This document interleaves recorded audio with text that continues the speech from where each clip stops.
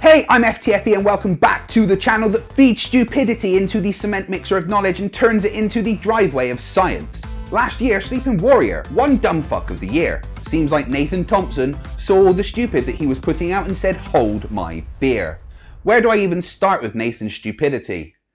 Well, shouting at children and getting arrested, bouncing balls on a hammer and reciting factually incorrect nonsense and thinking his Facebook echo chamber is a research group. Everything he says is wrong. All of the fucking time. I debated him recently on Modern Day Debates. He got absolutely ruined. The topic of debate was evidence for the shape and motion of the Earth. I presented 10 things that are impossible on a flat Earth but explained perfectly by the heliocentric model. He presented what he said was evidence for a flat and stationary Earth, but frankly, it was just evidence that he is a dumbass of monumental proportions. Let's go over the worst flat Earth evidence ever for episode 42 of Flirfs Are Idiots. We're living on a disk, floating through space, with a tiny sun.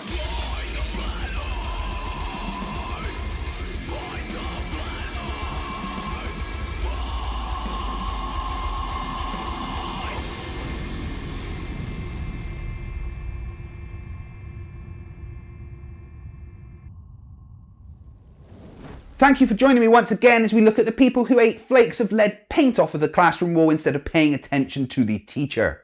Nathan Thompson is dumb. Like, really dumb. It's hard to put into words how especially fucking dense he is. Before the debate, he even asked to see my evidence so he could prepare. Yeah, right, I've never seen someone so blatantly ask for the exam paper before taking the test. I wasn't worried. I don't need to prepare for any flat Earth evidence because there isn't any. There is only flat earthers' misunderstanding of science and physics. I love to point out how wrong these mouth breathers are. And lucky for us, Nothing Thompson put his collective knowledge into 12 minutes of condensed stupidity. Prepare your facepalm protections because this is the worst flat Earth evidence ever.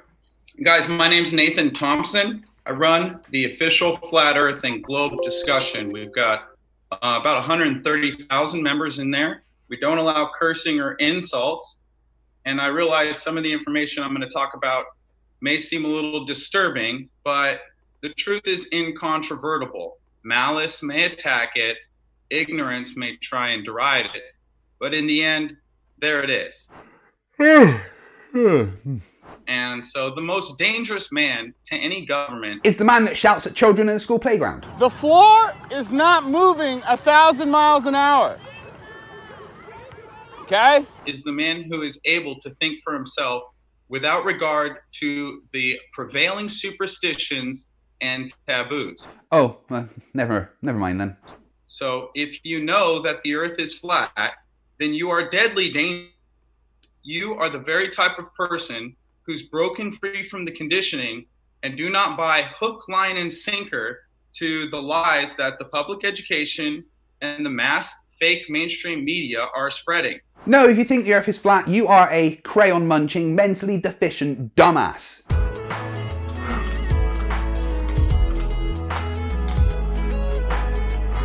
The people you are most dangerous to is yourself, if you go outside without a crash helmet on. The biblical account of creation, the reality that we live in, anyone can test, and we'll get to all the science in a minute. Oh, he thinks he's going to get to the science.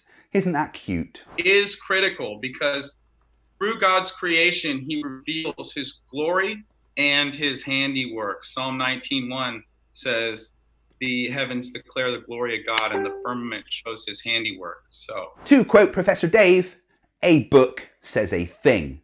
Who fucking cares? I'm not asking you guys to believe anything you're about to see here, but at least hear me out before you do. And also, if you're a Christian, search the scriptures. If you're not a Christian, do your own research and experiments. And if you're a Christian, also do your own research and experiments, because in the Bible it says, test all things and hold fast to that which is true. I have 3 arguments today. They deal with fluid statics, fluid dynamics, and the second law of thermodynamics. I bet my entire life you haven't a clue what any of those are. They are just smart sounding words to you, and you hope that if you say them enough, people won't realise that you don't know what you're talking about and you're actually thick as shit. I don't have any fancy cartoons or gory images. I'm not here to make fun of Fight the Flat Earth. Too bad, because that's the only reason I debate you, Smeg for Brains, to showcase your stupidity to the world. Now, I will remind you, this is your 12 minutes to present evidence for the Earth being flat and stationary. You are 2 minutes in and you haven't even started. However, I also predict that in the remaining time you will not give any evidence for a flat Earth, because there isn't any. I understand where he's coming from. I was a Glober for 30 years. I understand it's a lot of indoctrination that people need to get over when they realize that the Earth is flat. And then also with that comes a lot of criticism, because not everyone that you know is going to accept that the Earth is flat right away, but over time... No, the criticism comes because you and all other flat earthers are fucking idiots. Both my brothers are now flat earthers. I've been getting text messages from my brother's friends on Instagram and direct messages saying, hey, your brother turned me into a flat earther, but I have questions about seasons, or how does GPS work? It would be a shame if your brothers are as dumb as you, but it's my guess that they aren't flat earthers, and that them and their friends ask you these questions for very much the same reason I do, to hear a dumbass say some stupid things. If there's anything under the sun that we don't talk about tonight in the presentation, I want you to super chat that to James, and I will make sure I cover that in the question and answer portion at the end of the show. I'm happy to stay here as long as that takes. Okay, so the three arguments. First, we're going to start with, does the Earth spin? Yes, it does. How fast, I hear you ask? Let's ask Bob. Bob, how fast does the Earth spin? A 15-degree-per-hour drift. Thanks, Bob. Now, Craig will allege that there is some type of Coriolis force. So I want to look at the two ways a spinning Earth could affect our atmosphere. First, it would cause the atmosphere to rotate as a cohesive, synchronized body. It's not what Craig says. Craig says there would be a Coriolis effect, or it would cause it to be like a giant blender. The atmosphere would move separately from the rotating Earth. I don't say any such thing, and are you about to misunderstand the concept of physics instead of giving evidence for a flat Earth? You are, aren't you? Problems with both of these. First, let's look at the atmosphere moving as one cohesive body.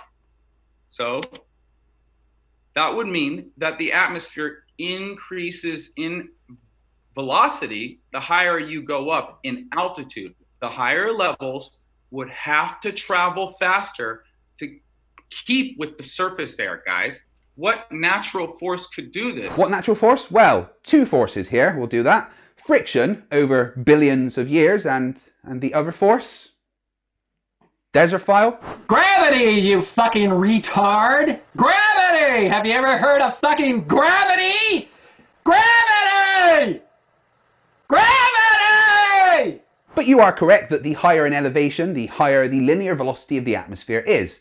But the distance the atmosphere is off of the Earth is tiny compared to the size of the Earth, so the difference in linear velocity will also be tiny. Not a problem for the heliocentric model. Not only is there no sideways pulling force that could increase air in velocity just to make it maintain the speed of the presupposed rotating Earth going 1,000 miles an hour. Apart from the two I just mentioned, friction and gravity.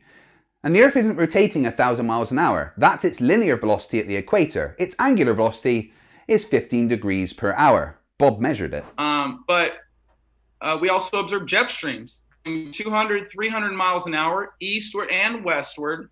So that would mean that the jet streams would be outpacing the rotation of the Earth. They'd actually be going faster than the rotation of the Earth, including that increase in velocity that they would be experiencing too. Again, not an issue for the heliocentric model. Jet streams and all other weather systems move with the rotation of the Earth, which does mean that for some of those air molecules, they will have a faster linear velocity than the Earth. You just seem to be going, here is some things that happen, and I don't believe or understand it, therefore the Earth is a frisbee. That's dumb. You're dumb. All flat earthers are dumb. Because they are farther outward from the center of the Earth. So a column of air will not move as one cohesive body as a result of moving your hand back and forth through the air, or as a result of the earth spinning 1,000 miles an hour. No one would expect the air to move with your hand, but you do feel the air drag, don't you? Now, imagine that drag in one direction constantly for billions of years with no outside forces like friction to stop it, and the air would follow your hand. But that involves thinking, and I get it, that's not really your thing, is it? That's not what happens. That's not how fluid dynamics work, and good thing that's not Craig's argument. No, that's not my fucking argument at all. My argument had to do with the Coriolis force, which you haven't mentioned, and also still waiting for some flat earth evidence. I'm not even wearing a watch. Craig's argument was the atmospheric blender. Excuse me, the fuck did you just say? The atmospheric blender? No, Nathan, I can assure you that was not my argument, like, at all.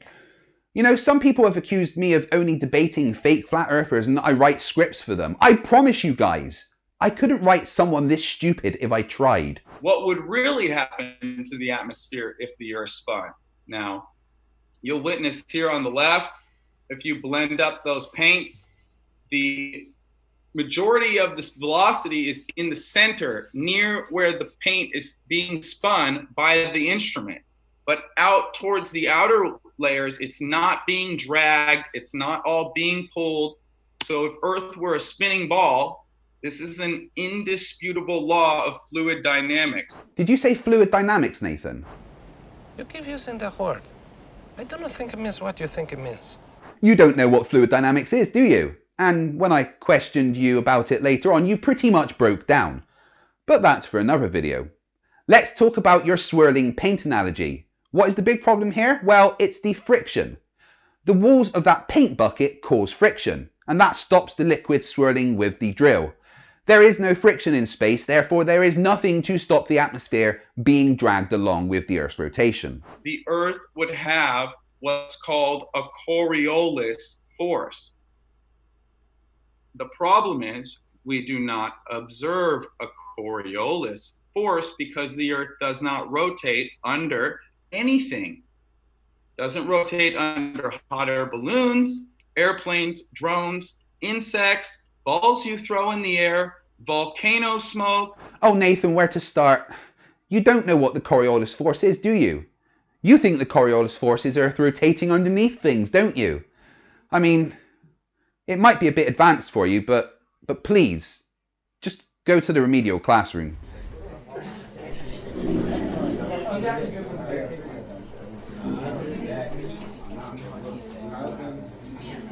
Okay, it seems that even with the current pandemic, you painfully stupid dumbasses still need to go to school. I don't know why, you're never gonna learn. Right, let's get this over with so I can go home and wash my hands. Good job stupidity isn't as contagious as COVID-19. What's that, Sleeping Warrior? It's all just a drill? There's something else going on? No, you're a fucking idiot. What do you mean I can't say that? Because I'm your teacher? Well, that may be true, but you are a fucking idiot. Anyway, Coriolis force is not the Earth turning underneath things like flat Earth dipshits like to claim. What did Neil deGrasse Tyson say? No, he didn't say the Earth turned under a football. His exact words in a tweet were, "Today's Bengals winning overtime field goal was likely enabled by a 1/3 inch deflection to the right caused by Earth's rotation." And then one of the teams, Cincinnati Bengals, got within 50 yards and they kicked a field goal. And the ball rotated up. It hit the left upright of the goalpost and went in. And I said, ooh, wait a minute. And I said, which stadium is this? What's the latitude? And I looked at the orientation of the stadium, I did a calculation, and then I tweeted. And I said, the overtime winning field goal by the Cincinnati Bengals was likely aided by a 1/3 of an inch deflection to the right, imparted by Earth's rotation. Which is correct. Because the Earth is rotating, that means that different latitudes have a different linear velocity. At the equator, you have a linear velocity of about 1,040 miles an hour, and the further north or south you go, the linear velocity you have will reduce until you get to the poles where the linear velocity is 0. The Coriolis force is all about the conservation of momentum. So for instance, a cannonball fired north from the equator will actually drift ahead of the rotation of the Earth. This is because as the cannonball is fired, it has a linear velocity of 1,040 miles an hour. It keeps this momentum as it travels north into an area of lower linear velocity. So no, the Coriolis force is not the Earth rotating underneath helicopters and hot air balloons. That's fucking stupid. You're all fucking stupid. Now get out, go home, wash your hands and stay indoors. At least if this pandemic turns out to be a zombie apocalypse, you'll all be okay. Zombies are only interested in brains. So if the Earth were rotating 1,040 miles an hour, they would account for it in airplane flight. Now this is just a 29 mile per hour crosswind and the airplane can't even land. You get thicker every day, Nathan. The plane, the atmosphere, that 29 mile an hour wind, they are all rotating with the Earth. It's clear you don't understand physics. Like, not even a little bit. So what makes people think that it's moving 1,040 miles per hour other than what we've been told? Because we can measure it. How fast was the measurement? Bob? A 15 degree per hour drift. Thanks, Bob. And if we are rotating at an angular speed of 15 degrees per hour, and we have a circumference at the equator of 24,091 miles, that means the linear speed has to be 1,040 miles an hour. Oh, but that's maths, you wouldn't get it. And I do want to bring up the ring laser gyroscope. I thought it was interesting that the cartoon globe that they showed in the background, it's the cartoon, an obvious cartoon. The cartoon globe was an obvious cartoon. No fucking shit. If you Google pictures of the South Pole from space, those are all cartoons. And I actually want to show some of those later. I haven't pulled up, but pictures of satellites from space, those are all cartoons. Pictures of the solar system in space, those are all cartoons. Now, smoke on a moving surface, reality, it would have a drag. It would not go straight up and down like smoke on a stationary surface behaving like this. Now see how I'm using real pictures, real observable evidence that anyone can see themselves. Yes, you are showing real evidence. Real evidence that you are a bona fide fucking moron. Seriously, read a fucking book. So, and sometimes there's no wind at all outside. So to assume that the Earth is spinning 1,040 miles an hour, if you strap a rocket to the back of this right here, what's going to happen to the hot air balloons, the people, the buildings, the airplanes, and the mountains? They're all, of course, going to go flying off because that's how fluid dynamics work. And so this is really simple. The cartoon spinning ball is fairy tale SpongeBob imagination land. I'm sorry, but I may have stroked out for a second then. Did you say that fluid dynamics means that the mountains should fly off of the Earth? Nathan, which part of your brain did they remove? Because no normal, healthy person can think like that. No, the mountains, the buildings, the people, the hot air balloon, the planes, and the atmosphere all those things are in are rotating with the Earth. They have the same linear velocity. This isn't hard for people that finished school. It's not science. It's not supported with reality. Okay, now this is just 100 miles an hour. I don't think life, as we know it, ladies and gentlemen, would even be possible on a spinning globe. You don't think? Well, that's a big part of the fucking problem, numbnuts. Maybe you should start. And why do people think that 1,040 miles an hour just have no impact? At 5 miles an hour, you can feel it. At 60 miles an hour, people lose their lunch and throw up.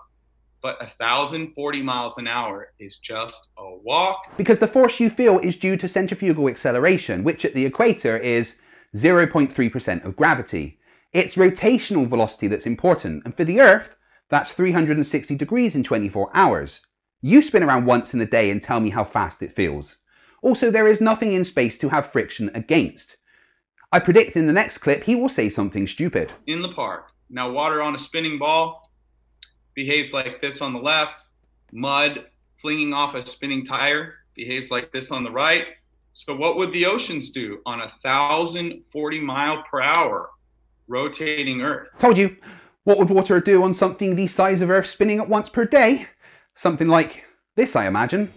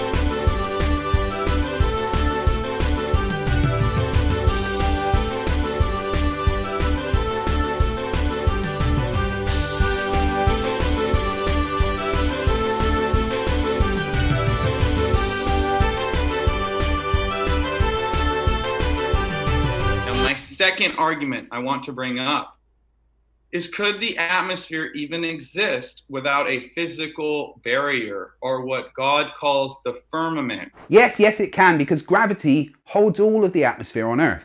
Again, this is your second claim, because it's not a claim about anything. It's you not understanding physics. Or what the Beatles called the yellow submarine, or what SpongeBob calls the pineapple under the sea. Okay, or NASA calls them the Van Allen belts. Ezekiel 1 calls them the wheels in the sky. Wait, just hold on a sec. Are you saying that SpongeBob's theme tune... Are you ready, kids? Aye, aye, Captain! I can't hear you! Aye, aye, Captain! Oh! Who lives in a pineapple under the sea? ...is actually a reference to a solid dome over a snow globe Earth? Because that's stupid. Not just normal stupid, that's some new super advanced stupid. Just whoa. Moving to and fro, containing the spirits. So basically what I'm saying is we live under some type of container. And I would say that the vacuum of space could not exist next to Earth's pressurized atmosphere without a container. So we all heard you claim there very clearly that you can't have a vacuum of space next to the atmosphere without a physical barrier of some kind, right? But there is a barrier of energy. Gravity imparts a downward acceleration on all objects on Earth of around 9.8 meters per second squared. That means that you need to apply a force in the opposite direction of gravity to move away from Earth. That force requires energy, kind of like this. Lift off.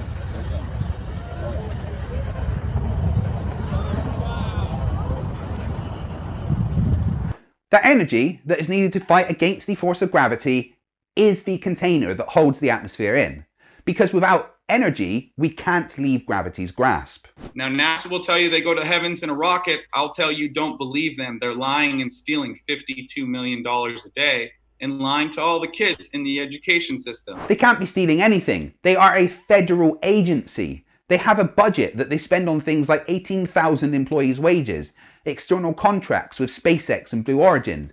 Every penny of NASA's budget can be tracked on their website. The Bible says it would be better if a millstone was hung around your neck and you jump in a lake than you mislead children.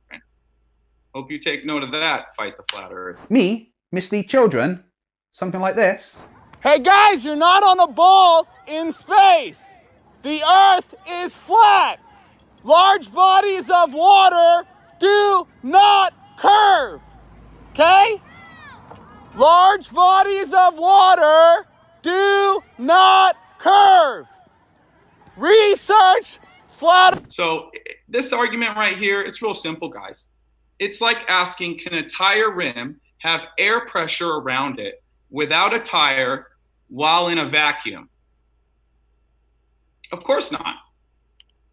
It would have to, the tire rim would have to have a tire around it to have gas pressure. And gravity can't hold the atmosphere to Earth when a stronger force is pulling on it from the outside.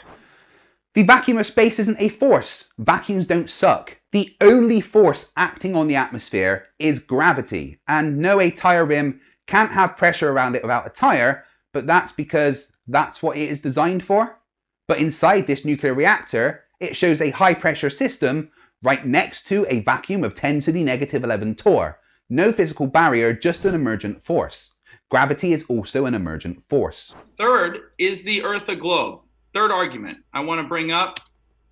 Now, science, mainstream science will tell you the Earth is a globe 24,901 miles in diameter. You know what else tells us that? Reality. And again, this isn't evidence for the flat Earth, but please keep making yourself look like a dick. You do it so well. The radius will be 3,959 miles. The circumference of Earth is 34,901 miles. No, it doesn't. The Earth's circumference is 24,901 miles. It's 40,075 kilometers. I know you're easily confused, so I'll just let this one slide. This would necessitate a vertical drop tangent to your feet in all directions of approximately 0.666 feet or 8 inches per mile squared. Oh no, a number that's approximately 0.666 feet per mile squared. Really, Nathan? Almost the number of the beast? Fuck me sideways. We also do not observe this. At 10 miles, we should witness 66.6 feet of Earth curve in all directions. At 100 miles, there should be over a mile of Earth curvature in all directions. We do not observe this. You claim we don't see a curve, but we really do. That's why these mountains, which have an elevation above sea level of 1,000 meters, falls below the eye level height of 210 meters. It's a simple law of fluid statics. The Earth is 70% water. Large bodies of water do not curve. Your fluid statics is as good as your fluid dynamics, and the Earth is not 70% water. The surface is covered with 70% water. Here's a little observation anybody can do for themselves. Go to Chicago. I've done this with Rick Hummer, who filmed the Michigan experiment or observation with Rob Skiba. They basically took a boat from one side of the lake to the other to confirm that this was not a mirage, because the news actually said that what you're seeing when you go to the other side of Lake Michigan and view Chicago is a mirage. No, they didn't say that if you go to the other side, it's a mirage. What they said was the skyline being visible from one side was a mirage, because the majority of the time it's hidden behind the curve of the Earth. Only via refraction can we actually see it. Now, there's no characteristics of a mirage. There's no towering, there's no looming, there's no waviness. I would submit, guys, that what you're seeing is what you get. The Earth is flatter than a pancake. You get what you see? Well, then why can't you see the Chicago skyline most of the fucking time? Now, that was just from 39 miles, but there's another 30 famous seconds photo. left. Excellent, thank you. There's another famous photo Joshua Nowicki took. So I'm just gonna breeze through these real quick, and I'll skip a couple slides here. I want to show Mount Jacinto in the infrared, because from 123 miles, guys, we should not be seeing all of this mountain. For Mount San Jacinto, the observation location is 34.032204 by negative 118702984. His altitude is 150 feet. The curve calculator predicts a hidden amount for those figures of 6,158 feet. The peak is 10,834 feet above sea level, which leaves a predicted visible amount of 4,676 feet. The photo you are showing is only possible on a globe. Otherwise, where is the rest of the fucking mountain? Nathan, your flat Earth evidence was basically you going, I don't understand physics. And that's all the stupid that I can take for today. But before I go, I want to give a massive shout out to all my patrons and channel members. Without your guys' support and generosity, I wouldn't be able to keep bringing you the great content that I love to do. If you join as a member or a patron, you can join the special members and patrons only section of my Discord, where I'll be doing members and patrons only streams from, and hanging out and having chats with you guys. I hope everyone is safe in this crazy time. Thanks for watching.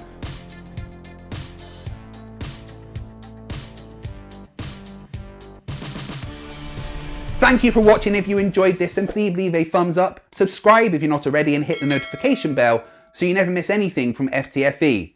Wash your hands, and remember, stupidity is not a right. Fight the flat Earth. Fight the flat, fight the flat, fight the flat, fight the flat.